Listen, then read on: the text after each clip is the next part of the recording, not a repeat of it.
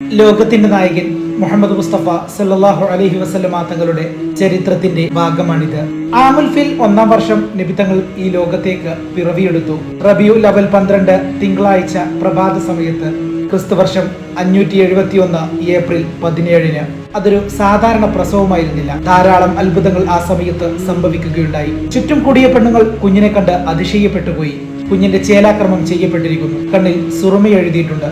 ശരീരത്തിൽ എണ്ണ പുരട്ടിയിരിക്കുന്നു. കൈ രണ്ടും നിലത്തുകുത്തി തല ഉയർത്തിപ്പിടിച്ചാണ് കുട്ടിയുടെ കിടപ്പ്. ഇതൊരു അത്ഭുത ശിശുവാണ്. ഇങ്ങനെ ഒരു കുട്ടി പ്രസവിക്കപ്പെടുമെന്ന് തന്റെ ജനതയോട് ആദം നബി അലൈഹിസ്സലാം പറഞ്ഞിട്ടുണ്ട്. പിന്നീട് വന്ന പ്രവാചകന്മാർക്കെല്ലാം ഈ കുട്ടിയുടെ വരവിനെ കുറിച്ച് അറിയാമായിരുന്നു. എല്ലാ വേദഗ്രന്ഥങ്ങളിലും ഈ കുട്ടിയുടെ ആഗമനം അറിയിച്ചിട്ടുണ്ട്. കുട്ടി പിറക്കുന്നതിന് മുമ്പ് തന്നെ പിതാവ് മരണപ്പെട്ടിരിക്കുമെന്ന് വേദം പഠിച്ച പണ്ഡിതന്മാർക്ക് അറിയാമായിരുന്നു. എന്തൊരു അഴക്, എന്തൊരു പ്രകാശം! പ്രസവ വിവരം അറിഞ്ഞ അബ്ദുൽ മുത്തലിബ് ഓടിയെത്തി. കുഞ്ഞിനെ കണ്ടപ്പോൾ അദ്ദേഹത്തിന് എന്തെന്നില്ലാത്ത ആഹ്ലാദം. കുട്ടിയെ കോരിയെടുത്ത് അദ്ദേഹം കഅബാലയത്തിലേക്ക് ഓടി. അവിടെ ഉണ്ടായിരുന്നവർ കുട്ടിയെ കണ്ടു. അവരും സന്തോഷത്തിൽ പങ്കുചേർന്നു. 7-ാം ദിവസം അഖീഖ അറുത്തു. അന്ന് വീട് നിറയെ ആളുകളായിരുന്നു. ബന്ധുക്കളൊക്കെ വന്നു. ഖുറൈശി നേതാക്കന്മാരെല്ലാവരും വന്നു. അവർക്കെല്ലാം വിഭവങ്ങൾ നിറഞ്ഞ സദ്യയൊരുക്കി. കുട്ടിക്ക് മുഹമ്മദ് എന്ന് പേരിട്ടു. അബ്ദുൽ മുത്തലിബിന് ധാരാളം മക്കളുണ്ടായിരുന്നുവല്ലോ. ഹാരിസ്, അബൂ ത്വാലിബ്, അബ്ബാസ്, ഹംസ എന്നിവരാണ് അതിൽ പ്രസിദ്ധരായവർ. അദ്ദേഹത്തിന്റെ മറ്റൊരു മകനാണ് അബൂലഹബ്. സുവൈബത്തുൽ അസ്ലമിയ എന്ന അടിമ സ്ത്രീ അബൂലഹബിന്റെ സമീപത്തേക്ക് ഓടിയെത്തി. വളരെയധികം സന്തോഷത്തോടെ അവൾ വിളിച്ചു പറഞ്ഞു, യജമാനൻ അറിഞ്ഞോ, അങ്ങയുടെ മരിച്ചുപോയ സഹോദരന്റെ ഭാര്യ ഒരു കുഞ്ഞിന് ജന്മം നൽകിയിരിക്കുന്നു. അങ്ങയുടെ സഹോദരന്റെ ഭാര്യ പ്രസവിച്ചിരിക്കുന്നു. ആൺകുട്ടിയാണ്. ഹേ, നേരാണോ നീ പറഞ്ഞത്? ഞാൻ കുഞ്ഞിനെ കണ്ടിട്ടല്ലേ വരുന്നത്. എനിക്ക് സന്തോഷം അടക്കാനാവുന്നില്ല. ആഹ്ലാദം കൊണ്ട് ഞാൻ തുള്ളിച്ചാടി വരികയായിരുന്നു യജമാനനോട് ഈ കാര്യം പറയാൻ. അബൂലഹബ് സന്തോഷം കൊണ്ട് മതിമറന്നു പോയി. സുവൈബത്തെ, ഈ സന്തോഷ വാർത്ത അറിയിച്ചതിന്റെ പേരിൽ നിന്നെ ഞാൻ സ്വതന്ത്രയാക്കിയിരിക്കുന്നു. സുവൈബത്തിന്റെ സന്തോഷത്തിന് അതിര് വന്നില്ല. ഈ കുഞ്ഞ് കാരണമാണല്ലോ താൻ അടിമത്തത്തിൽ നിന്നും മോചിതയായത്. കുഞ്ഞിനുള്ള സ്നേഹവും വർദ്ധിച്ചു. അബ്ദുള്ളയുടെ വിയോഗം മക്ക നിവാസികളുടെ ദുഃഖമായി. അബ്ദുൽ മുത്തലിബിന്റെ ദുഃഖം അവരെയും വേദനിപ്പിച്ചു. ഇപ്പോൾ തങ്ങളുടെ നേതാവിന്റെ മനസ്സ് നിറയെ ആഹ്ലാദമാണ്. ആ നടപ്പിലും ഇരിപ്പിലും സംസാരത്തിലും സന്തോഷം അലതല്ലുന്നു. പലർക്കും സമ്മാനങ്ങൾ നൽകി. സദ്യ തന്നെ എത്ര കെങ്കേമം! അബ്ദുൽ മുത്തലിബിന്റെ മക്കൾക്കെല്ലാം വലിയ ആഹ്ലാദമായിരുന്നു. അബൂ താലിബിനാണ് ഏറ്റവും കൂടുതൽ സന്തോഷം. സഹോദരപുത്രനെ അവർ ലാളിച്ചു, സ്നേഹിച്ചു, പരിചരിച്ചു. അന്ത്യപ്രവാചകൻ ഭൂജാതനായിരിക്കുന്നു. അന്ത്യപ്രവാചകനെ പ്രസവിച്ച മാതാവിനെ നാം ആദരിക്കണം. അവരുടെ പേര് കേൾക്കുമ്പോൾ തന്നെ റളിയല്ലാഹു അൻഹ എന്ന് പറയണം. തന്റെ പൊന്നോമനയെ മാതാവ് ഒരുപാട് ഓമനിച്ചു, മുലയൂട്ടി. കുഞ്ഞ് പാൽ കുടിച്ചു. ഒരുപാട് സന്തോഷം. മാതാവിന്റെ കൽബ് കുളിരണിഞ്ഞു. നബി സല്ലല്ലാഹു അലൈഹി വസല്ലമയെ പ്രസവിച്ച കാലത്ത് മക്കയിൽ നിലനിന്നിരുന്ന ഒരു സമ്പ്രദായം എന്തെന്നാൽ കുഞ്ഞുങ്ങളെ മുല കൊടുത്ത് വളർത്താൻ വേണ്ടി ആരോഗ്യവതികളായ സ്ത്രീകളെ ഏൽപ്പിക്കും. ഗ്രാമവാസികളായ സ്ത്രീകൾ കുഞ്ഞുങ്ങളെ ഗ്രാമത്തിൽ കൊണ്ടുപോയി വളർത്തും. കുഞ്ഞുങ്ങൾ ഗ്രാമീണ അന്തരീക്ഷത്തിൽ വളരും. നല്ല ആരോഗ്യത്തോടെ, സന്തോഷത്തോടെ. ഗ്രാമീണർ ശുദ്ധമായ അറബി സംസാരിക്കും. കുഞ്ഞുങ്ങൾ അത് കേട്ട് പഠിക്കും. മക്ക ഒരു വലിയ പട്ടണമാണ്. അവിടെ പല നാട്ടുകാരും വന്ന് പോയിക്കൊണ്ടിരിക്കും. സ്ഥിരതാമസക്കാർ തന്നെ പല തരക്കാരാണ്. ഭാഷയും പലതരം. ശുദ്ധമായ അറബി സംസാരിച്ച് പഠിക്കണമെങ്കിൽ ഗ്രാമത്തിൽ തന്നെ പോകണം. ഇടയ്ക്കിടെ ഗ്രാമീണ സ്ത്രീകൾ മക്കയിലേക്ക് വരും. കുഞ്ഞുങ്ങളെ മുല കൊടുത്ത് വളർത്താൻ വേണ്ടി അവർ കൊണ്ടുപോകും. അതിന് അവർക്ക് പ്രതിഫലവും നൽകും. നബി സല്ലല്ലാഹു അലൈഹി വസല്ലമ തങ്ങൾക്ക് ആദ്യത്തെ കുറച്ച് ദിവസം മുലയൂട്ടിയിരുന്നത് മാതാവ് ആമിന റളിയല്ലാഹു അൻഹ തന്നെയായിരുന്നു. സുവൈബത്തുൽ അസ്ലമിയെ നിങ്ങൾ മറന്നിട്ടില്ലല്ലോ. അബൂലഹബിന്റെ അടിമയായിരുന്നു. നബി സല്ലല്ലാഹു അലൈഹി വസല്ലമ തങ്ങൾ ജനിച്ച സന്തോഷ വാർത്ത അബൂലഹബിനെ അറിയിച്ചത് അവരായിരുന്നു. അതീവ സന്തോഷത്താൽ അബൂലഹബ് അവരെ സ്വതന്ത്രയാക്കി. ഇപ്പോൾ അവർ സ്വതന്ത്രയാണ്. അവർ അതിരറ്റ സന്തോഷത്തോടെ നബിക്ക് പാല് കൊടുത്തു.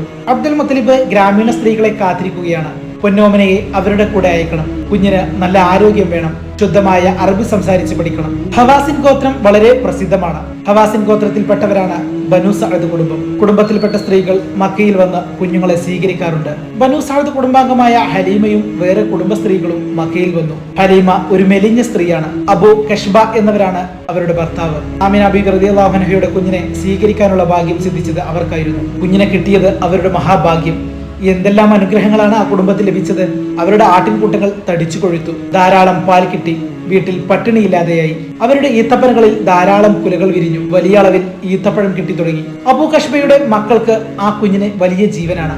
ലംറ എന്നാണ് അവരുടെ മകന്റെ പേര്. ലംറയും കുഞ്ഞും ആ കുടിലിൽ വളർന്നുകൊണ്ടിരുന്നു. ദിവസങ്ങൾ അങ്ങനെ മാസങ്ങളായി ഒഴുകി. മാസങ്ങൾ വർഷങ്ങളായി.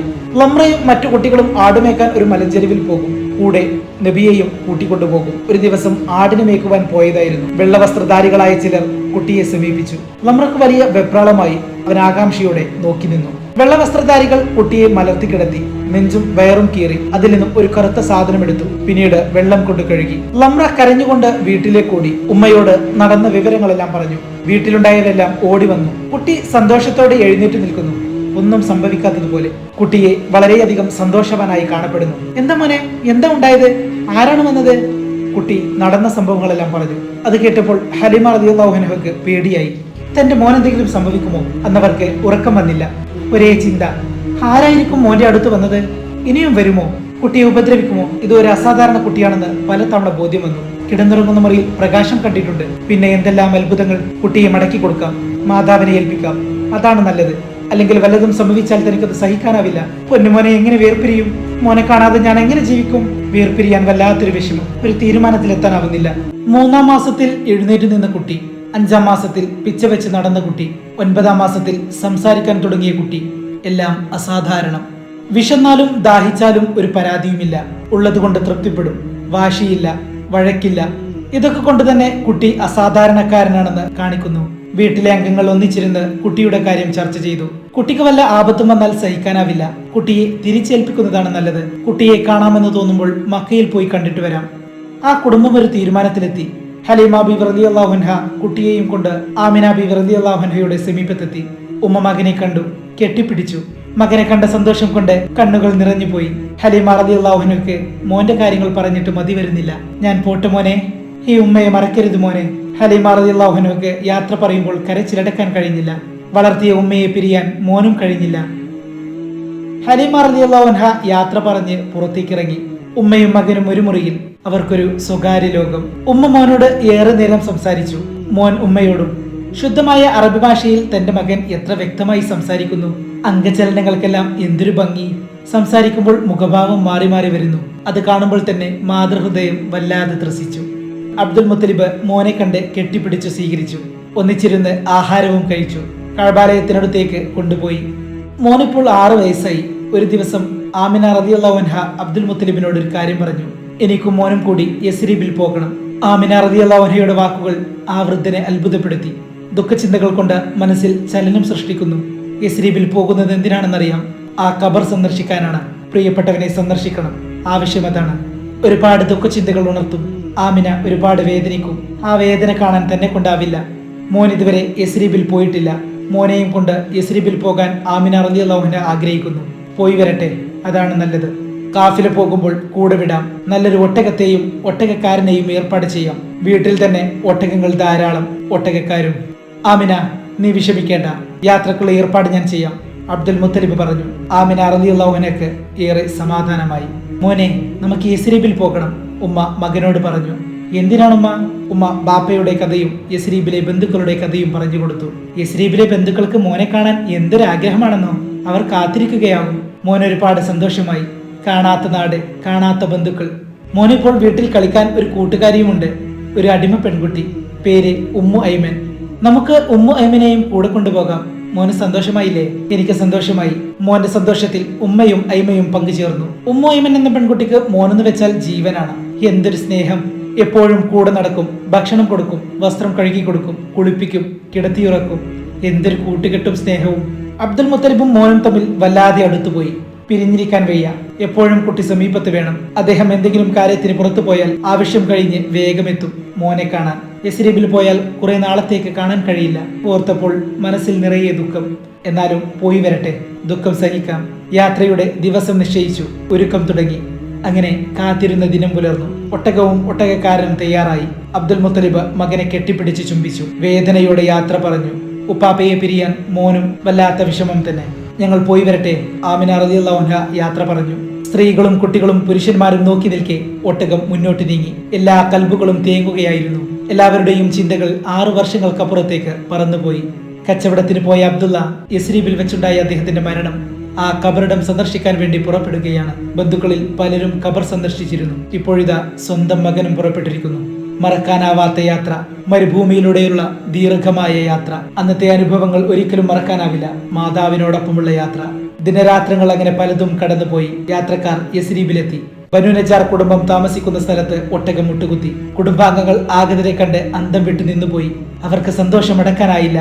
6 വയസ്സുകാരനെയും ഉമ്മയെയും അവർ സ്വീകരിച്ചു. ഉമ്മോയിമൻ എന്ന പെൺകുട്ടിയെ അവർ പരിചയപ്പെട്ടു.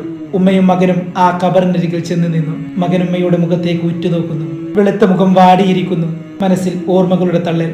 യാത്ര പറഞ്ഞു പോയതാണ്. അന്ന് പറഞ്ഞ വാക്കുകൾ ഇന്നും കാതിൽ മുഴങ്ങുന്നു. കച്ചവടം കഴിഞ്ഞ് ഞാനിങ്ങ് വേഗമെത്തും, എന്റെ അരികിൽ ഓടിയെത്തുമെന്ന് പറഞ്ഞു പോയ ആൾ ഇതാ ഇവിടെ വരെ എത്തിയേയുള്ളൂ. വിവാഹം കഴിഞ്ഞ് ഏതാനും ദിവസങ്ങൾ മാത്രം ഒന്നിച്ച് താമസിച്ച ശേഷം തന്നെ വിട്ടുപോയ പുതുമാരൻ ഇതാ കിടക്കുന്നു. ഈ ഖബറിൽ നിയന്ത്രണം വിട്ടുപോയി. കണ്ണീർ ചാലുകൾ ഒഴുകി. വെളുത്ത കവിളിലൂടെ ഒഴുകി വന്ന കണ്ണുനീർ തുള്ളികൾ ഖബറിന് മുകളിലേക്ക് വീണു ചിതറി. ഉമ്മയുടെ കരച്ചിൽ കണ്ടു നിൽക്കാൻ മോനും കഴിയുന്നില്ല. മകനും കരഞ്ഞുപോയി. ദുഃഖമെന്താണെന്ന് കുട്ടി അറിയുന്നു. വിരഹവേദന അറിയുന്നു. കണ്ണീരും നെടുവീർപ്പും എന്താണെന്ന് അറിയുന്നു. ഉമ്മോയിമൻ ആ ദുഃഖത്തിന് സാക്ഷിയായി. കണ്ണീർ കണങ്ങൾക്കും നെടുവീർപ്പുകൾക്കും സാക്ഷി.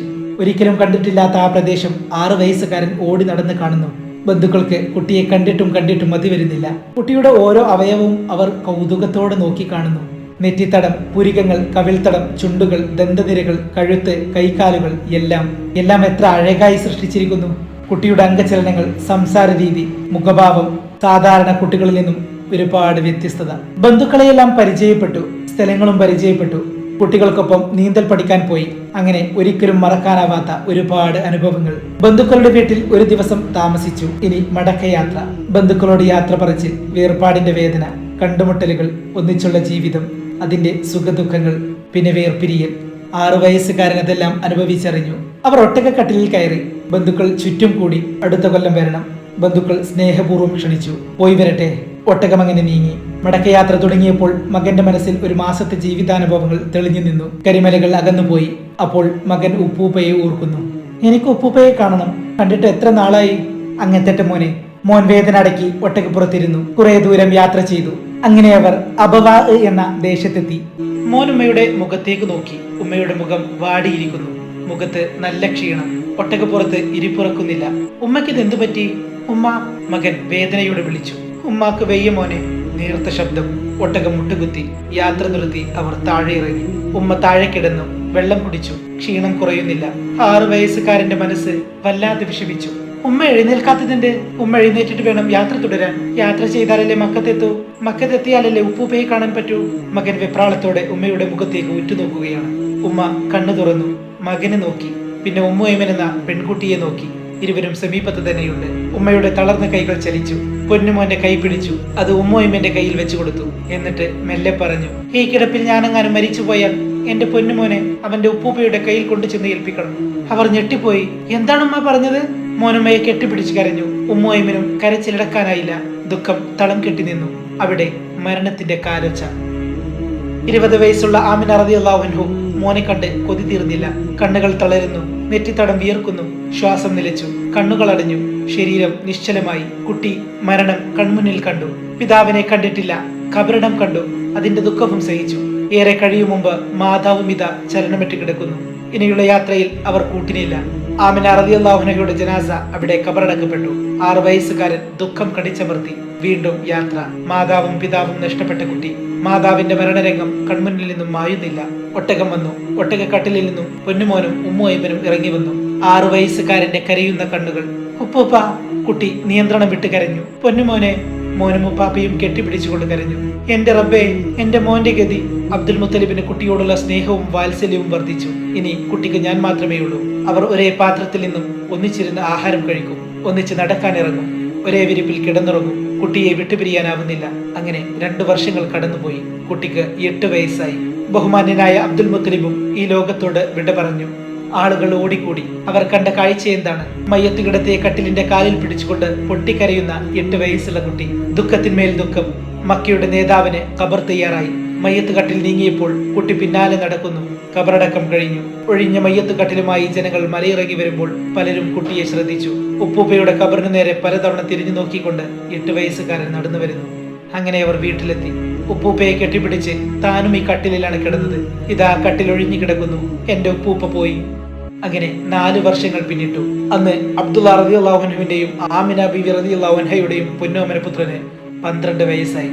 ഷാമിലേക്കുള്ള കാഫില പുറപ്പെടാൻ സമയമായി. കൊല്ലത്തിലൊരിക്കൽ അബൂ ത്വാലിബും കാഫിലയോടൊപ്പം പോകും. ഞാനും വരാം. കുട്ടിയുടെ ആവശ്യം. പൊന്നുമോനെ, മോനെ കൊണ്ട് അത്രയും ദൂരം സഞ്ചരിക്കാനാവില്ല. വളരെ പ്രയാസമാണ്. മോൻ ഇവിടെ ഇരുന്നാൽ മതി. അബൂ ത്വാലിബ് കുട്ടിയെ പിന്തിരിപ്പിക്കാൻ നോക്കി. അതൊന്നും സാരമില്ല, ഞാൻ വരാം, കുട്ടി നിർബന്ധം പിടിച്ചു. അബൂ ത്വാലിബ് വല്ലാതെ വിഷമിച്ചു. കുട്ടിയെ കൂടെ കൊണ്ടുപോകാൻ പറ്റില്ല, മരുഭൂമിയിലെ ദീർഘയാത്രയാണ്. കൊണ്ടുപോകാതിരുന്നാൽ കുട്ടിയുടെ മനസ്സ് വേദനിക്കും. എന്ത് വേണം, കുട്ടിയെ വേദനിപ്പിച്ചുകൂടാ, മോനെയും കൂടി കൊണ്ടുപോകാം. കുട്ടിക്ക് സന്തോഷമായി. അങ്ങനെ കാഫില പുറപ്പെട്ടു. അബൂ ത്വാലിബ് തന്റെ അരികിൽ തന്നെ കുട്ടിയെ ഇരുത്തി. ഈ യാത്രയും കുട്ടിക്ക് വളരെയധികം പ്രയോജനപ്പെട്ടു. ഓരോ സ്ഥലത്തെത്തുമ്പോഴും അബൂ ത്വാലിബ് ആ സ്ഥലത്തെക്കുറിച്ച് കുട്ടിക്ക് വിവരിച്ചു കൊടുക്കും. കേട്ടതെല്ലാം ഓർമ്മയിൽ വെക്കും. സന്തോഷകരമായ യാത്ര. യാത്രക്കാർ ബുസ്ര എന്ന സ്ഥലത്തെത്തി. അവർ അവിടെ അല്പനേരം വിശ്രമിച്ചു. ഒരു ക്രിസ്തീയ പുരോഹിതൻ കുട്ടിയെ ശ്രദ്ധിക്കുന്നുണ്ടായിരുന്നു. അദ്ദേഹത്തിന്റെ പേര് ബുഹൈറ. പൂർവ്വവേദങ്ങൾ പഠിച്ചിട്ടുള്ള പണ്ഡിതനാണ് ബുഹൈറ. അതിലെ സൂചനകൾ വെച്ച് നോക്കിയാൽ ഒരു പ്രവാചകൻ വരാൻ സമയമായിരിക്കുന്നു. ആ പ്രവാചകന്റെ ലക്ഷണങ്ങൾ വേദങ്ങളിൽ വിവരിച്ചിട്ടുണ്ട്. ആ ലക്ഷണങ്ങൾ ഈ കുട്ടിയിൽ കാണുന്നുണ്ട്. ബുഹൈറ അബൂ ത്വാലിബിന്റെ മുന്നിലെത്തി. എന്നിട്ടൊരു ചോദ്യം, ഏതാണ് ഈ കുട്ടി?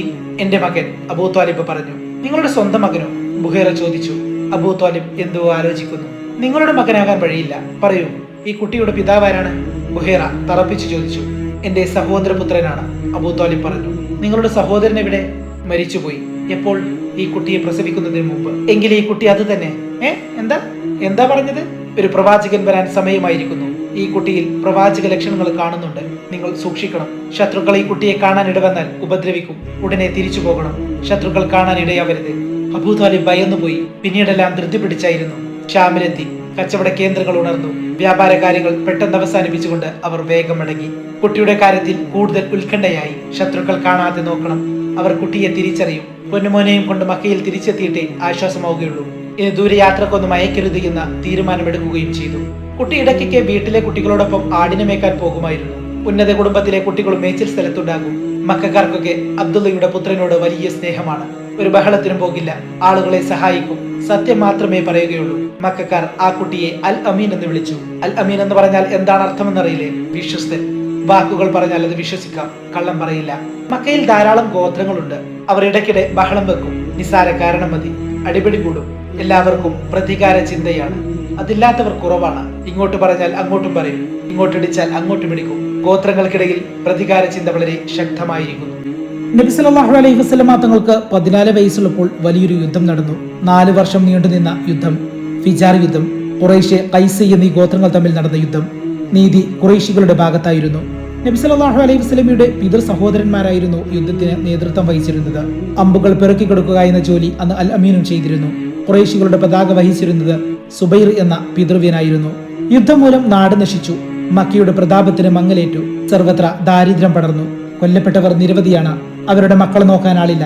അവർ നാഥനില്ലാതെ അലഞ്ഞു നടന്നു. അവരെ പലരും ആക്രമിച്ചു. ഈ അവസ്ഥ അൽ അമീൻ എന്ന കുട്ടിയെ വളരെയധികം വേദനിപ്പിച്ചു. തന്റെ സമപ്രായക്കാരുടെ കഷ്ടപ്പാടുകൾ ആ കുട്ടി ആശങ്കയോടെ നോക്കി നിന്നു. കൊല്ലപ്പെട്ടവരുടെ വിധവകളുടെ അവസ്ഥ വളരെ ദയനീയമായിരുന്നു. ഒരു യുദ്ധത്തിന്റെ കെടുതികൾ നേരിൽ കണ്ടു. മറക്കാനാവാത്ത ദുരിതങ്ങൾ. വിദേശികൾക്ക് ഖുറൈശികളോടുണ്ടായിരുന്ന ഭയവും ആദരവും പോയി. ഖുറൈശികൾ വളരെയേറെ വേദന സഹിച്ചു. ഉക്കാളച്ചന്തയിൽ വെച്ചാണ് കലഹം പൊട്ടിപ്പുറപ്പെട്ടത്. കാഴ്ബയും അതിന്റെ പരിസര പ്രദേശങ്ങളും അടങ്ങുന്ന ഹറം പുണ്യഭൂമിയായി പണ്ടേ കരുതി പോരുന്നതാണ്. അവിടെ വെച്ച് യുദ്ധവും കലഹവും പാടില്ല. റജബ്, ദുൽഖഅദ്, ദുൽഹിജ, മുഹറം എന്നീ മാസങ്ങൾ വളരെ വിശുദ്ധമാണ്. യുദ്ധം നിരോധിക്കപ്പെട്ട മാസമാണെന്ന് പൗരാണികമായി തന്നെ വിശ്വസിച്ചു വന്നിരുന്നു. ഫിജാർ യുദ്ധം എല്ലാ പാരമ്പര്യങ്ങളും തകർത്ത് കളഞ്ഞു. മാസങ്ങളുടെ മാന്യത പോലും കളങ്കപ്പെടുത്തി. ഇത് അധാർമിക യുദ്ധമാണ്. ഫിജാർ യുദ്ധം എന്ന പേരിന്റെ അർത്ഥം തന്നെ അതാണ്. മക്കയിൽ നാശം വിതച്ച ഫിജാർ യുദ്ധം. മക്ക പട്ടണത്തിന് നേരെ ആക്രമണം നടത്താൻ മുമ്പെങ്ങും ഒരു ഗോത്രക്കാരും തുനിഞ്ഞിട്ടില്ല. അറബ് ഗോത്രങ്ങൾ ഇപ്പോൾ അതിന് ധൈര്യപ്പെട്ടിരിക്കുന്നു. മക്കയിൽ വെച്ച് യാത്രക്കാർ ആക്രമിക്കപ്പെടാറില്ല. വിദേശികളെ ഉപദ്രവിക്കാറില്ല. ഇപ്പോൾ ധിക്കാരികൾ അതൊക്കെ ചെയ്തുകൊണ്ടിരിക്കുന്നു. സബീദ് ഗോത്രക്കാരനായ ഒരു കച്ചവടക്കാരൻ മക്കയിൽ വന്നു. ആരോ അയാളെ ആക്രമിച്ചു. കൈവശമുള്ള വസ്തുക്കളൊക്കെ തട്ടിപ്പറിച്ചു. അയാൾ ഖുറൈശികളുടെ സമീപത്ത് വന്ന് സങ്കടം പറഞ്ഞു. ഈ സംഭവം ഖുറൈശികളെ ഇരുത്തി ചിന്തിപ്പിച്ചു. അനാഥകളും വിധവകളും സംരക്ഷിക്കപ്പെടണം. യാത്രക്കാർ ആക്രമിക്കപ്പെടരുത്. മക്ക പട്ടണത്തെ ആക്രമിക്കരുത്. ഇത് സാധ്യമാക്കാൻ എന്തു ചെയ്യണം? ഖുറൈശി പ്രമുഖർ അബ്ദുല്ലാഹിബിനു ജുദ്ആന്റെ വീട്ടിൽ സമ്മേളിച്ചു. ദീർഘമായി ചർച്ച നടത്തി. ചില തീരുമാനങ്ങൾ എടുത്തു. ബനു ഹാഷിം, ബനു മുത്തലിബ്, ബനു അബ്ദുമനാഫ്, ബനു സഅദ്, തൈമുബിനു മുറ എന്നീ കുടുംബങ്ങൾ ചർച്ചയിൽ പങ്കെടുത്തു. അൽ അമീൻ എന്ന ചെറുപ്പക്കാരനും ആ ചർച്ചയിൽ പങ്കെടുത്തു. അവർ അവിടെ വെച്ച് തീരുമാനങ്ങൾ എടുത്തു. മക്കയിൽ വെച്ച് സ്വന്തം കുടുംബക്കാരോ അല്ലാത്തവരോ ആക്രമിക്കപ്പെടരുത്. വഴിയാത്രക്കാർക്ക് സംരക്ഷണം നൽകുന്നതാണ്. മർദ്ദിതനു സംരക്ഷണം നൽകും. മർദ്ദിക്കപ്പെടുന്നവരെ സഹായിക്കും. അവരുടെ അവകാശങ്ങൾ തിരിച്ചു കിട്ടും വരെ സമരം ചെയ്യും. ഈ ഉടമ്പടിക്ക് ഹിൽഫുൽ ഫുലൂൽ എന്ന് പറയുന്നു.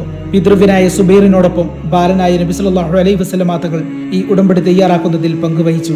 പിൽക്കാലത്ത് ഹിൽഫുൽ ഫുളൂലിനെ പുകഴ്ത്തിക്കൊണ്ട് നബി സല്ലല്ലാഹു അലൈഹി വസല്ലമ തങ്ങൾ സംസാരിച്ചിട്ടുണ്ട്. ഹിൽഫുൽ ഫുളൂലിനെ ഞാൻ മേത്തരം ചുവന്ന ഒട്ടകങ്ങളെക്കാൾ വിലമതിക്കുന്നു. അത്തരത്തിലുള്ള ഒരു സംരംഭത്തിന് ക്ഷണം കിട്ടിയാൽ ഇനിയും ഞാൻ സ്വീകരിക്കും. ഈ ഉടമ്പടി സംരക്ഷിക്കാൻ ഖുറൈശി കബീലയിലെ എല്ലാ കുടുംബങ്ങളും യോജിച്ചു നിന്നു. അതുകാരണം അഗതികൾക്കും അനാഥകൾക്കും സംരക്ഷണം ലഭിച്ചു. മക്കയിൽ വെച്ച് പിന്നീട് ആക്രമണങ്ങൾ നടന്നില്ല. സമാധാനത്തിന്റെ കാലഘട്ടം വന്നു. അബൂ താലിബാണ് അന്ന് മക്കയുടെ പ്രധാന നായകൻ.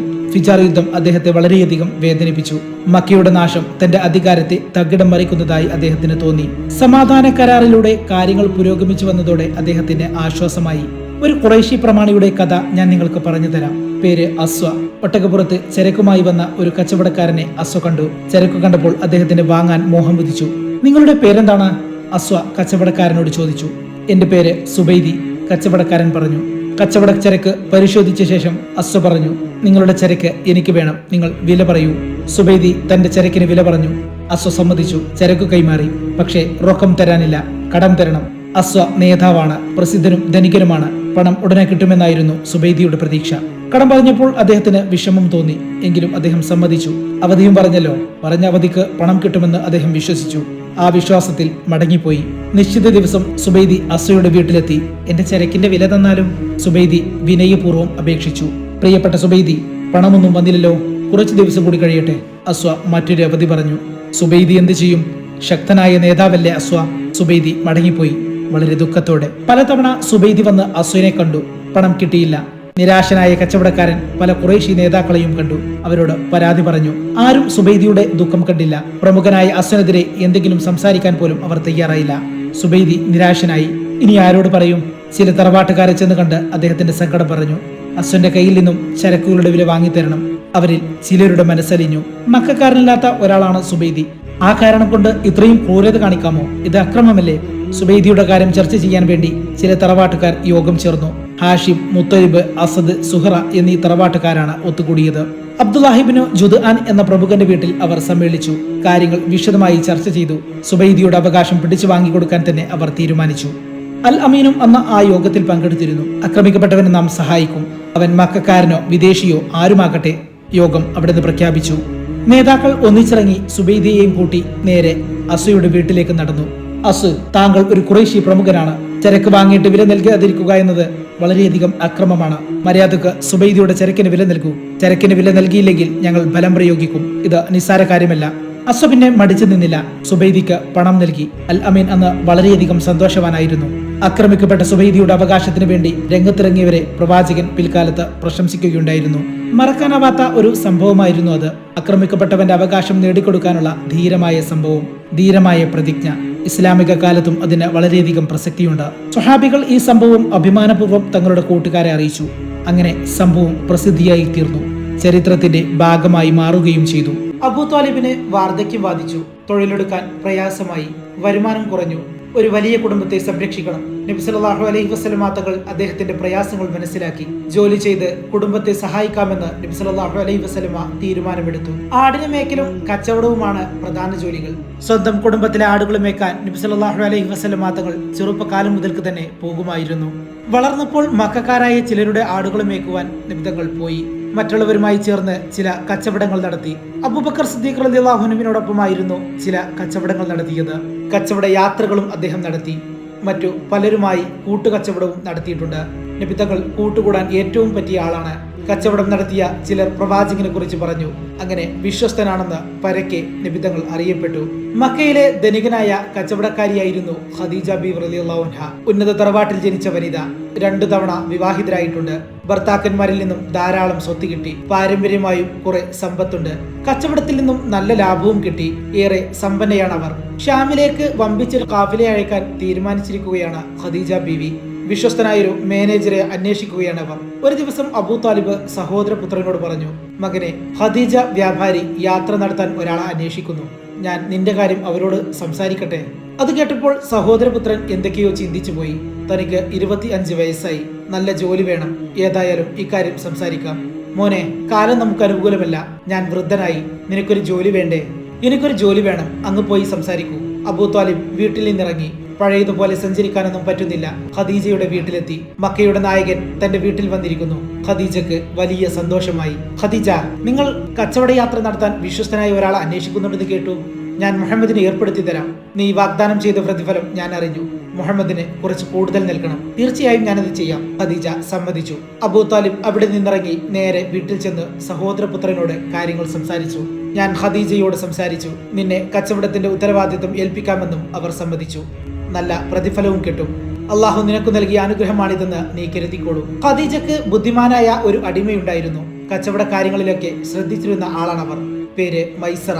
അങ്ങനെ കാഫില പുറപ്പെടുകയായി. അൽ അമീൻ കച്ചവട സംഘത്തെ നയിക്കുന്നു. മൈസർ കൂടെയുണ്ട്. ഷാമിലേക്കുള്ള 2ാം യാത്ര.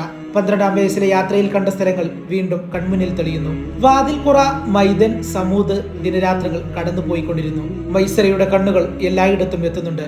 അൽ അമീൻ സഞ്ചരിക്കുമ്പോൾ ഒരു മേഘം കൂടെ സഞ്ചരിക്കുന്നു. മേഘത്തിന്റെ തണലിലാണ് എപ്പോഴും. ഇത് മൈസറയെ അത്ഭുതപ്പെടുത്തി. അവർ വളരെ ദൂരെ എത്തിക്കഴിഞ്ഞു. അപ്പോൾ വഴിക്കടവിൽ ഒരു ആശ്രമം കണ്ടു. നസ്തൂറ എന്ന പാതിരിയുടെ ആശ്രമം. പൂർവ്വവേദങ്ങളിലൂടെ അന്ത്യപ്രവാചകന്മാരുടെ ആഗമനത്തെ കുറിച്ച് മനസ്സിലാക്കിയ പണ്ഡിതനായിരുന്നു നസ്തൂറ.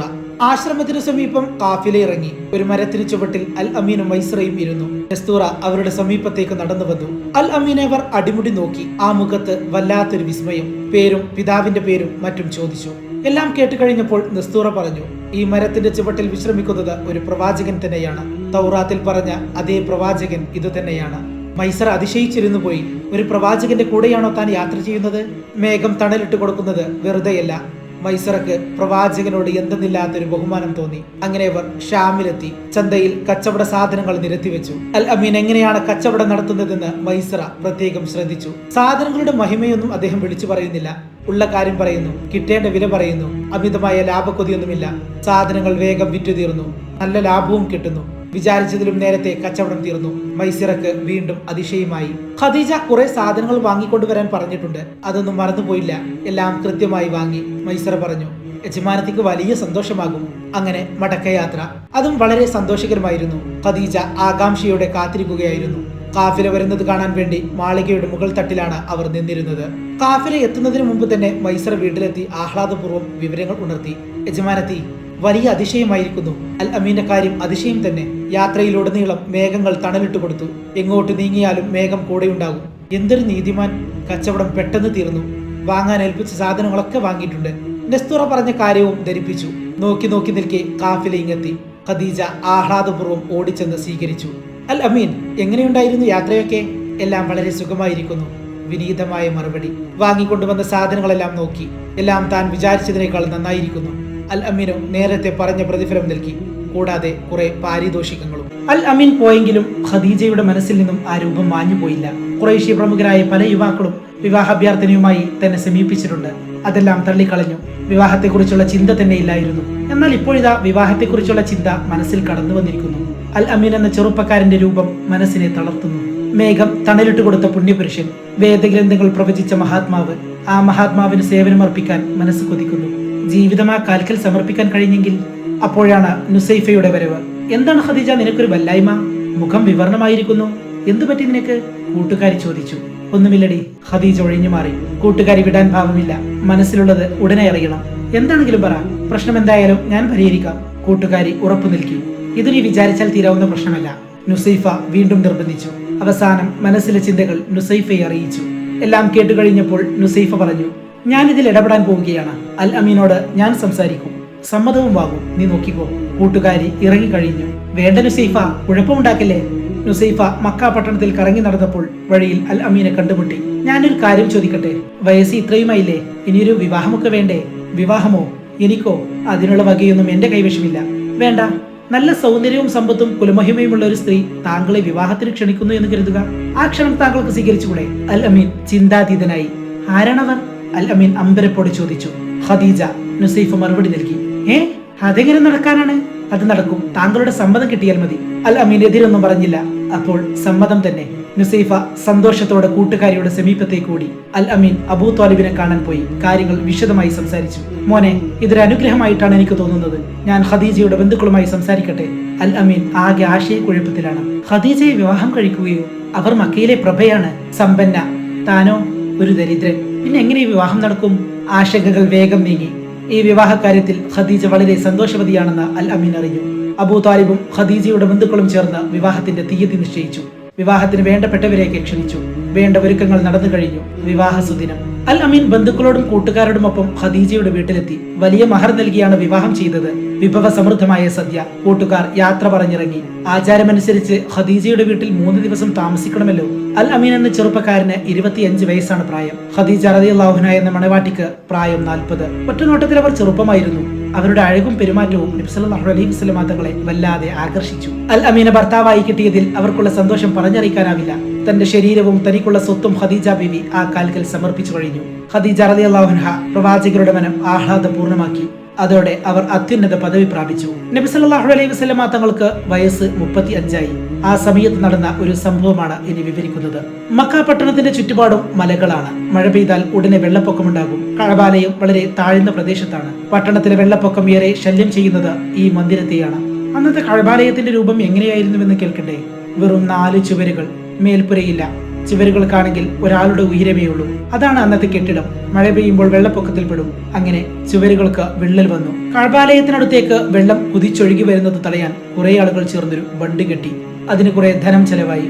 ബണ്ട് കാണാനും അഭിപ്രായം പറയാനും ധാരാളം ആളുകൾ വന്നു. ശക്തമായ വെള്ളപ്പൊക്കമുണ്ടായപ്പോൾ ബണ്ട് പൊളിഞ്ഞുപോയി. കഅബ വെള്ളത്തിൽ തന്നെ. പുറം നാട്ടുകാരൊക്കെ വരുമ്പോൾ കഅബയെ ഇങ്ങനെ കാണുന്നത് മക്കക്കാർക്ക് വലിയ കുറച്ചിലായി. ഇതൊന്ന് പുതുക്കി പണിയണം. കഅബയുടെ പുതുക്കി പണിക്ക് ഹലാലായ പണം തന്നെ വേണം. പലിശ പണം പാടില്ല. ചൂഷണത്തിലൂടെ നേടിയ പണവും പാടില്ല. തട്ടിപ്പറിച്ച പണവും വേണ്ട. അങ്ങനെ ശുദ്ധമായ പണം ശേഖരിച്ചു. പഴയ കെട്ടിടം പൊളിക്കണം. കെട്ടിടം എന്ന് പറഞ്ഞാൽ പറഞ്ഞില്ലേ, 4 ചുവരുകൾ. എന്നിട്ട് പുതിയ ചുവരുകൾ പണിയണം. മേൽപ്പുരയും പണിയണം. കെട്ടിടത്തിന് ഉയരം കൂട്ടണം. അക്കാലത്ത് പുറംനാട്ടിൽ നിന്ന് വന്ന ഒരു കപ്പൽ ജിദ്ദ തുറമുഖത്ത് വെച്ച് തകർന്നു. ഖുറൈശികൾ ആ കപ്പലിന്റെ പലകകൾ വിലക്ക് വാങ്ങി. കപ്പലിലെ ആശാരിപ്പണിക്കാരന്റെ പേര് പറഞ്ഞു തരാം. ബാക്കുമുറുമി. വിദഗ്ധനായ തച്ചുപണിക്കാരനാണ് ബാക്കുമുറുമി. ഖുറൈശികൾ ബാക്കുമുറുമിയെ സമീപിച്ച് ഇങ്ങനെ അപേക്ഷിച്ചു: ഞങ്ങൾ കഅബാലയം പുതുക്കി പണിയാൻ തീരുമാനിച്ചിരിക്കുകയാണ്. പൊളിഞ്ഞ കപ്പലിന്റെ പലകകൾ വിലക്ക് വാങ്ങിയിട്ടുണ്ട്. പുതുക്കി പണിയുന്ന ചുമതല താങ്കളെ ഏൽപ്പിക്കുവാൻ ഞങ്ങൾ ആഗ്രഹിക്കുന്നു. ലോകപ്രസിദ്ധമായ ദേവാലയം പുതുക്കി പണിയാനുള്ള ക്ഷണം അദ്ദേഹം സ്വീകരിച്ചു. അങ്ങനെ ചുവർ പൊളിക്കാനുള്ള സമയമായി. ഖുറൈശി ഗോത്രത്തിലെ എല്ലാ തറവാട്ടുകാരും ഈ പുണ്യകർമ്മത്തിൽ പങ്കെടുക്കുവാൻ തീരുമാനിച്ചു. കെട്ടിടത്തിന്റെ ഭാഗങ്ങൾ പല കുടുംബങ്ങൾക്കായി ഭാഗിച്ചു കൊടുത്തു. അങ്ങനെ ആദരവോടെ ചുമരുകൾ പൊളിച്ചു തുടങ്ങി. കഅബാലയം പുതുക്കി പണിയാൻ വേണ്ടി നബി സല്ലല്ലാഹു അലൈഹി വസല്ലം തങ്ങളും കല്ല് ചുമക്കുകയുണ്ടായി. അങ്ങനെ ചുവർ ഉയർന്നു. ഹജറുൽ അസ്വദ് വെക്കേണ്ട സ്ഥലമെത്തി. ആരാണ് ഹജറുൽ അസ്വദ് വെക്കുക? അതിനുള്ള അവകാശം ആർക്കാണ്? തറവാട്ടുകാർ തമ്മിൽ വഴക്കായി. അങ്ങനെ വാക്കേറ്റം കയ്യാങ്കളിയിലേക്ക് കടന്നു. ഒരു രക്തച്ചൊരിച്ചിലിന്റെ വക്കിൽ നിൽക്കുകയാണ് അവർ. ഈ അവസ്ഥ കണ്ട് പലരും ദുഃഖിച്ചു. എന്തായാലും ഹജറുൽ അസ്വദ് വെക്കുന്നതിന്റെ പേരിൽ ഒരു യുദ്ധം പാടില്ല. പക്ഷെ എന്താ വഴി? രക്തച്ചൊരിച്ചിൽ ഒഴിവാക്കാൻ എന്താണ് വഴി? വൃദ്ധനായൊരു നേതാവ് മുന്നോട്ട് വന്നു. എല്ലാവരും ആദരിക്കുന്ന ആൾ, ജനങ്ങൾക്കിടയിൽ സ്വാധീനമുള്ള നേതാവ് അബു ഉമയ്യ ഹുദൈഫത്ത് ബിനു മുഗീറ. അദ്ദേഹം ഗോത്രക്കാരോട് വിളിച്ചു പറഞ്ഞു: രക്തച്ചൊരിച്ചിൽ ഒഴിവാക്കൂ. ഞാനൊരു പരിഹാര മാർഗം പറയട്ടെ. എല്ലാവരും തർക്കമതിയാക്കി അദ്ദേഹത്തെ ശ്രദ്ധിച്ചു. മസ്ജിദുൽ ഹറമിലേക്ക് ഇനി ആദ്യമായി കടന്നു വരുന്ന ആളെ നമുക്ക് വിധികർത്താവായി നിയോഗിക്കാം. എല്ലാവരും അത് അംഗീകരിച്ചു.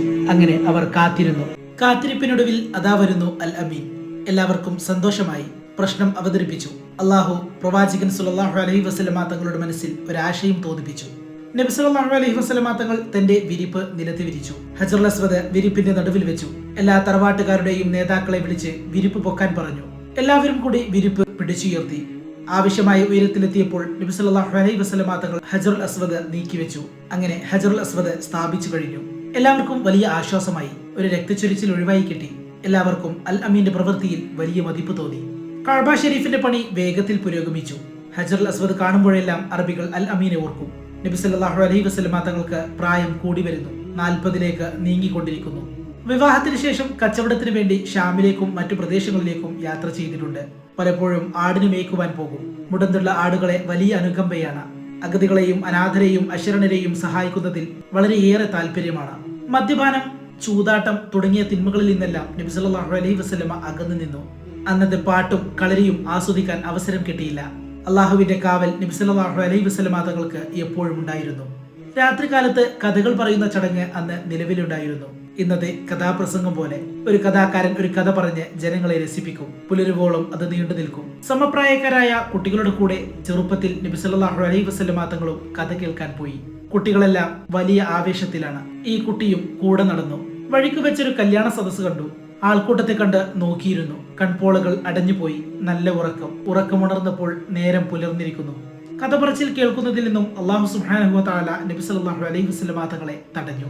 മക്കയിലെ സാമൂഹിക ജീവിതം തിന്മകൾ നിറഞ്ഞതായിരുന്നു. മദ്യപാനം, സ്ത്രീ പീഡനം, കയ്യേറ്റം, ചൂതാട്ടം, ഈ തിന്മകളൊക്കെ കണ്ടു മടുത്തു. പിന്നെ ജനങ്ങളിൽ നിന്നും അകന്നു നിൽക്കാൻ ശ്രമിച്ചു. വിജന പ്രദേശങ്ങളിൽ ഒറ്റയ്ക്ക് ചെന്നിരിക്കും. 40 വയസ്സായി തുടങ്ങുകയാണ്. ഇടയ്ക്കിടെ സ്വപ്നങ്ങൾ കാണുന്നു. ആ സ്വപ്നങ്ങൾ യാഥാർത്ഥ്യമായി തീരുന്നു. സർവശക്തനായ അല്ലാഹു സുബ്ഹാനഹു വ തആല തന്റെ ദൂതന് മികച്ച പരിശീലനം നൽകുവാൻ വേണ്ടി മക്കയുടെ സമീപമുള്ള മലമുകളിലെ ഹിറാ ഗുഹയിൽ എത്തിച്ചിരിക്കുകയാണ്. അൽ അമീനും ഖദീജയും സ്നേഹവും വിശ്വാസവും നിറഞ്ഞ ദാമ്പത്യ ജീവിതമാണ് നയിച്ചത്. അവർ ഇരുവരും കഠിനാധ്വാനം ചെയ്തു. കച്ചവടത്തിൽ ലാഭമുണ്ടാക്കി. ലാഭത്തിന്റെ ഒരു വിഹിതം പാവപ്പെട്ടവർക്ക് നൽകി. സഹായം തേടിവരുന്ന ആരെയും അവർ നിരാശപ്പെടുത്തിയിരുന്നില്ല. വിശക്കുന്നവർക്ക് ആഹാരം നൽകും, വസ്ത്രമില്ലാത്തവർക്ക് വസ്ത്രം നൽകും, ബന്ധുക്കളെ സന്ദർശിക്കും. ചിലപ്പോൾ ഖദീജയുടെ ബന്ധുക്കളുടെ വീട്ടിൽ പോകും, സ്നേഹം പങ്കിടും, കുടുംബ ബന്ധങ്ങൾ കാത്തു സൂക്ഷിക്കും. അബൂ ത്വാലിബിനെ സന്ദർശിക്കുന്നത് ഇരുവർക്കും ഏറെ സന്തോഷമുള്ള കാര്യമായിരുന്നു. വേണ്ട സഹായങ്ങളെല്ലാം ചെയ്തു കൊടുക്കുകയും ചെയ്യും. വിരുന്നുകാരെ സ്വീകരിക്കാനും സൽക്കരിക്കാനും ഖദീജക്ക് വലിയ താല്പര്യമായിരുന്നു. രുചികരമായ ഭക്ഷണപാനീയങ്ങൾ തയ്യാറാക്കാനും സമർത്ഥയായിരുന്നു. ഇതിനിടയിൽ ഖദീജ ഗർഭിണിയായി. ആ വലിയ വീട്ടിലെ എല്ലാ അംഗങ്ങൾക്കും എന്തെന്നില്ലാത്ത സന്തോഷം. ഖദീജ നേരത്തെ മറ്റു ഭർത്താക്കന്മാരിൽ നിന്നും ഗർഭം ധരിച്ചിട്ടുണ്ട്, പ്രസവിച്ചിട്ടുമുണ്ട്. അന്നൊക്കെ ഏറെ സന്തോഷിച്ചിട്ടുമുണ്ട്. അൽ അമീന്റെ കുഞ്ഞിനെ പ്രസവിക്കാൻ പോകുന്നു എന്ന ചിന്ത വലിയ ആഹ്ലാദം നൽകി. മറ്റൊരിക്കലുമില്ലാത്ത ആഹ്ലാദം. പെൺകുട്ടികൾ പിറക്കുന്നത് ശാപമായി കരുതുന്ന കാലം. പെൺകുട്ടികൾ അപമാനമാണെന്ന് ധരിച്ച് കുഴിച്ചു മൂടുന്ന കാലം. എത്രയെത്ര പെൺകുട്ടികൾ ജീവനോട് കുഴിച്ചു മൂടപ്പെട്ടു. അക്കാലത്താണ് ഖദീജ ബീവി റളിയല്ലാഹു അൻഹ ഗർഭിണിയായത്. മാസങ്ങൾ കടന്നുപോയി. പ്രസവത്തിന് സമയമായി. ആകാംക്ഷയോടെ അൽ അമീൻ കാത്തിരുന്നു. ഖദീജ ബീവി റളിയല്ലാഹു അൻഹ പ്രസവിച്ചു. ആ സന്തോഷ വാർത്ത പുറത്തു വന്നു. ആൺകുട്ടിയാണ്. കബീലയിൽ വലിയ ആഹ്ലാദം പരന്നു. കുഞ്ഞിനെ കാസിം എന്ന് പേരിട്ടു. ഓമന പേര് ത്വാഹിർ എന്നായിരുന്നു. മാതാപിതാക്കളുടെ കൺമണി. ഈ കുഞ്ഞിന്റെ പേര് ചേർത്ത് റസൂലിന് അബുൽ ഖാസിം എന്ന ഓമന പേരുണ്ടായി. ആൺകുട്ടികളെ പ്രസവിക്കുന്നത് അഭിമാനമായി കരുതുന്ന കാലം. ഖദീജ ബീവി റളിയല്ലാഹു അൻഹയെ പെണ്ണുങ്ങൾ വാഴ്ത്തി പറഞ്ഞു. ഭാര്യയ്ക്കും ഭർത്താവിനും ആഹ്ലാദം. പക്ഷേ ആ ആഹ്ലാദം അധികം നീണ്ടു നിന്നില്ല. പിതാവിനെയും മാതാവിനെയും ബന്ധുക്കളെയും ദുഃഖത്തിലാഴ്ത്തിക്കൊണ്ട് ഖാസിം ഈ ലോകത്തോട് വിട പറഞ്ഞു. ഖദീജയുടെ വേദനക്കതിരില്ല. പൊട്ടിക്കരഞ്ഞുപോയി. അൽ അമീൻ ദുഃഖം കടിച്ചമർത്തി. കണ്ണുകൾ നിറഞ്ഞൊഴുകി. നെടുവീർപ്പിട്ടു. എന്തൊരു പരീക്ഷണം! ആഹ്ലാദം നിറഞ്ഞ വീട്ടിൽ ദുഃഖം തളം കെട്ടി നിന്നു. കാലം പിന്നെയും കടന്നുപോയി. വ്യാപാരത്തിന്റെ ബത്തപ്പാടിലാണ് ദമ്പതികൾ. തിരക്കേറുമ്പോൾ ദുഃഖം മെല്ലെ മെല്ലെ മറക്കുന്നു. ഖദീജ ബീവി പിന്നെയും ഗർഭിണിയായി. ഒരിക്കലല്ല, പലവട്ടം. ഒരു പുത്രനെ കൂടി പ്രസവിച്ചു. ബാക്കിയെല്ലാം പുത്രിമാർ. പുത്രനെ കിട്ടിയപ്പോൾ വീണ്ടും ആഹ്ലാദം. കുട്ടിക്ക് അബ്ദുള്ള എന്ന് പേരിട്ടു. അൽ അമീന്റെ പിതാവിന്റെ പേര്. നല്ല അഴകുള്ള കുട്ടി. അബ്ദുള്ള എന്ന് വിളിക്കാനൊരു മടി. വിളിക്കാനൊരു ഓമന പേരുണ്ട്, തൊയ്യിബ്. മാതാപിതാക്കൾക്ക് തൊയ്യിബ് മോൻ സന്തോഷം നൽകി. ആ സന്തോഷവും അധികം നീണ്ടു നിന്നില്ല. കടുത്ത ദുഃഖം നൽകിക്കൊണ്ട് അബ്ദുള്ളയും ഈ ലോകത്തോട് വിട പറഞ്ഞു. അസഹ്യമായ ദുഃഖം ഇരുവരെയും കണ്ണീരിലാഴ്ത്തി. നബി സല്ലല്ലാഹു അലൈഹി വസല്ലമയുടെ പെൺകുട്ടികളിൽ മൂത്തത് സൈനബായിരുന്നു. മക്കളെ മാതാപിതാക്കൾ ലാളിച്ചു വളർത്തി. നല്ല സുന്ദരിയായ പെൺകുട്ടി. സൈനബിന്റെ നേരെ അനിയത്തിയായിരുന്നു റുഖിയ. റുഖിയ മിടുക്കിയാണ്. റുഖിയയുടെ ഇളയതാണ് ഉമ്മു കുൽസും. അവസാനം പ്രസവിച്ച മോളാണ് ഫാത്തിമ. ഫാത്തിമ പിതാവിന്റെ തനി പകർപ്പായിരുന്നു. എല്ലാവർക്കും പ്രിയപ്പെട്ട പൊന്നുമോൾ. ഖദീജയുടെ സഹോദരിയുടെ മകനായിരുന്നു അബ്ദുല്ലാസിബിനു അമ്രുബിനു അബ്ദിഷംസ്. അബ്ദിഷംസ് വളരെ പ്രസിദ്ധനായ വ്യാപാരിയായിരുന്നു. സമൂഹത്തിൽ ഉന്നത സ്ഥാനമുള്ളയാളാണ്. അബ്ദിഷംസ് വിവാഹാലോചനയുമായി വന്നു. സൈനബിനെ വിവാഹം ചെയ്യാൻ ആഗ്രഹിക്കുന്നു. ഖദീജയുടെ സഹോദരപുത്രനല്ലേ, എല്ലാവർക്കും ഇഷ്ടമായി. അങ്ങനെ വിവാഹ നിശ്ചയവും നടന്നു. കബീലക്കാരെയും നാട്ടുകാരെയും ക്ഷണിച്ചു. നല്ല നിലയിൽ ആ വിവാഹവും നടന്നു. സൈനബ് ഭർത്താവിന്റെ വീട്ടിലേക്ക് പോയി. അവിടെ സന്തോഷകരമായ ദാമ്പത്യ ജീവിതം നയിച്ചു. റുഖിയയുടെയും ഉമ്മു കുൽസുവിന്റെയും നിക്കാഹ് കുട്ടിക്കാലത്ത് തന്നെ നടത്തിവെച്ചു. അബൂലഹബിന്റെ 2 പുത്രന്മാരായിരുന്നു ഉത്ബയും ഉത്തൈബയും. അവർ റുഖിയയെയും ഉമ്മു കുൽസുവിനെയും നിക്കാഹ് ചെയ്തു. അവസാനം പിറന്ന കൊച്ചുമോൾ മാതാപിതാക്കളുടെ ഓമനയായി വളർന്നു. സമാധാനവും സന്തോഷവും നിറഞ്ഞ ദാമ്പത്യ ജീവിതമാണ് അൽ അമീനും ഖദീജ ബീവിയും നയിച്ചിരുന്നത്. 2 ആൺമക്കൾ മരണപ്പെട്ട വേദന അവരെ അലട്ടിക്കൊണ്ടിരുന്നു. എങ്കിലും പെൺമക്കളുടെ സാമീപ്യം അവർക്ക് ആശ്വാസം പകർന്നു. പെൺകുഞ്ഞുങ്ങൾ കടുത്ത അവഗണന അനുഭവിക്കുന്ന കാലം. അക്കാലത്തും ഖദീജ ബീവിയും ഭർത്താവും പെൺമക്കളെ ലാളിച്ചു വളർത്തുകയാണ് ചെയ്തത്. അവർക്ക് വേണ്ടത്ര സ്നേഹവും വാത്സല്യവും നൽകി. സൈനബിന്റെ വിവാഹം നടന്നപ്പോൾ അവർക്ക് വലിയ സന്തോഷമായിരുന്നു, ആശ്വാസവും. ഖദീജ ബീവി റളിയല്ലാഹു അൻഹയുടെ കൂടെ കുറെ അടിമകളുണ്ടായിരുന്നു. സയ്യിദ് ബിൻ ഹാരിസ് എന്ന പേരായ ബാലൻ അവരിൽ ഒരാളായിരുന്നു. ഖദീജ ബീവി റളിയല്ലാഹു അൻഹ ആ ബാലനെ ഭർത്താവിന് സമ്മാനിച്ചു. അൽ അമീൻ കുട്ടിയെ അടിമത്തത്തിൽ നിന്നും സ്വതന്ത്രനാക്കി. സയ്യിദ് എന്റെ മോനാണ്, അൽ അമീൻ പ്രഖ്യാപിച്ചു.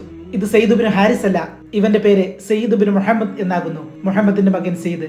ഖദീജ ബീവി റളിയല്ലാഹു അൻഹ പ്രസവിച്ച ആൺകുട്ടികൾ മരിച്ചു പോയപ്പോൾ ഒരു അടിമക്കുട്ടിയെ സ്വന്തം മകനാക്കി വളർത്തുന്നു. ഒരു മകനെ കിട്ടാനുള്ള മോഹം. ഒരു മകന് നൽകാവുന്ന സകല സ്നേഹവും സയ്യിദിന് ലഭിച്ചു. ഒരു പിതാവായിട്ട് തന്നെയാണ് സയ്യിദ് നബി സല്ലല്ലാഹു അലൈഹി വസല്ലമ തങ്ങളെ കണ്ടത്. സയ്യിദിനെ ആളുകൾ സയ്യിദ് ബിൻ മുഹമ്മദ് എന്ന് വിളിച്ചു വന്നു. ഇസ്ലാമിലെ ദത്തവകാശ നിയമം വന്നപ്പോഴാണ് ഈ പേര് മാറിയത്. ഖദീജക്കും സയ്യിദിനോട് വലിയ വാത്സല്യമായിരുന്നു. ഉന്നത ഗോത്രത്തിലാണ് സയ്യിദ് പിറന്നത്. ഒരു പോരാട്ടത്തിൽ ശത്രുക്കൾ പിടിച്ചുകൊണ്ടുപോയി ഉക്കാലിലെ അടിമച്ചന്തയിൽ വിറ്റുകളഞ്ഞു. 100 ദിർഹം കൊടുത്താണ് ഖദീജ ബീവി റളിയല്ലാഹു അൻഹ ആ കുട്ടിയെ വാങ്ങിയത്. കുറെ കാലത്തിന് ശേഷം സ്വന്തം ഗോത്രക്കാർ അന്വേഷിച്ചു വന്നു. അൽ അമീന്റെ കൂടെയാണെന്നറിഞ്ഞാണ് ബന്ധുക്കൾ മക്കയിലെത്തിയത്. ഇതെന്റെ മകനാണ്, വർഷങ്ങൾക്ക് മുമ്പ് ശത്രുക്കൾ പിടിച്ചുകൊണ്ടുപോയതായിരുന്നു, ഇവനെ എനിക്ക് വിട്ടുതരണം. സെയ്ദിന്റെ പിതാവ് കണ്ണീരോടെ പറഞ്ഞു. ഞാൻ സെയ്ദിനോട് പോകണമെന്നോ പോകാതിരിക്കണമെന്നോ പറയില്ല, അവന്റെ ഇഷ്ടം പോലെ ചെയ്യാം. നിങ്ങളോട് കൂടെ വരാൻ അവനക്ക് സന്തോഷമാണെങ്കിൽ അങ്ങനെ ചെയ്യാം, ഞാൻ തടയില്ല. ഇവിടെ നിൽക്കുന്നതാണ് സന്തോഷമെങ്കിൽ അങ്ങനെയും ചെയ്യാം, ഞാൻ നിർബന്ധിച്ച് പറഞ്ഞയക്കില്ല. അൽ അമീൻ തന്റെ നിലപാട് വ്യക്തമാക്കി. അങ്ങനെ ബാപ്പ മകനെ സമീപിച്ചു. എന്നിട്ട് സ്നേഹപൂർവ്വം പറഞ്ഞു, പൊന്നുമോനെ, നീ എന്റെ കൂടെ വരൂ. നിന്റെ ഉമ്മയും നമ്മുടെ ബന്ധുക്കളെയും ഒക്കെ നിന്നെ കാണാൻ കൊതിയോടെ കാത്തിരിക്കുന്നു. ബാപ്പയുടെ കൂടെ പോകുന്നതാണ് ഇഷ്ടമെന്ന് അദ്ദേഹത്തോട് പറയൂ മോനെ. ബാപ്പ, ഈ മനുഷ്യനോളം സ്നേഹമുള്ള ഒരാളും ഈ ദുനിയാവിലില്ല. ഈ മനുഷ്യനെ വിട്ടു പോരാൻ എനിക്കാവില്ല ബാപ്പ. സെയ്ദ് കരഞ്ഞുകൊണ്ട് പറഞ്ഞു. നിനക്ക് എന്ത് പറ്റിപ്പോയി കുട്ടി? നമ്മുടെ നാട്ടിലെ ജീവിതത്തെക്കാൾ ഇവിടുത്തെ അടിമത്തമാണോ നിനക്കിഷ്ടം? ബാപ്പയും മറ്റെല്ലാവർക്കും എപ്പോ വേണമെങ്കിലും എന്നെ ഇവിടെ ഒന്ന് കാണാമല്ലോ. ഇവിടെ വിട്ടുവരാൻ എന്നെ കൊണ്ടാവില്ല. ആ പിതാവ് അൽ അമീനോട് ഇങ്ങനെ പറഞ്ഞു. എന്റെ മോൻ താങ്കളെ എത്രമാത്രം സ്നേഹിക്കുന്നു എന്നോർത്ത് ഞാൻ അതിശയപ്പെടുന്നു. ഞാൻ അവനെ ഇവിടെ നിർത്തി പോവുകയാണ്. ഇടയ്ക്കിടെ ഞാൻ ഇവിടെ വന്ന് അവനെ കണ്ടുകൊള്ളാം. അതും പറഞ്ഞ് ആ പിതാവ് മടങ്ങിപ്പോയി. ഈ കഥയുടെ 13ാം ഭാഗം അടുത്ത വീഡിയോയിൽ അപ്ലോഡ് ചെയ്യുന്നതായിരിക്കും.